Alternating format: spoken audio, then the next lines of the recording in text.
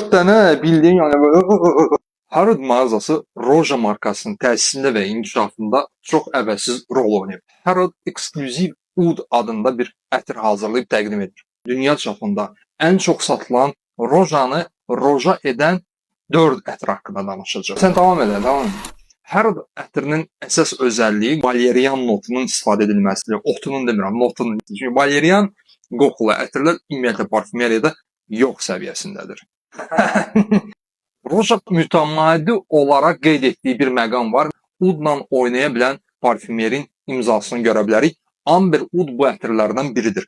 Ətirin ilk notlarında zəfəran və Oudun xoş qoxusunu hiss edəcəksiniz. Xoşa gələn biraz da ağac dolunlarını ehtivalayan Oud qoxusudur.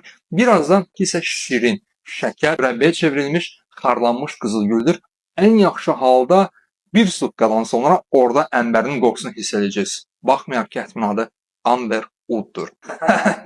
Mənim kimi palıd mamırını sevənlər də nəzərə alıb, Midsummer bu ətirlərdən biridir. Selfridge mağazasının Shakespeare Fashion tədbiri üçün hazırladığı ətirdir. Buradakı palıd mamırı xarmanlanıb daha çox sitruslarla. Nəyə görə bu məqamı qeyd edirəm? Çünki növbəti ətirdə də bol miqdarda palıd mamırı hiss edəcəksiniz. Bu ətir Roja Fetch ətiridir.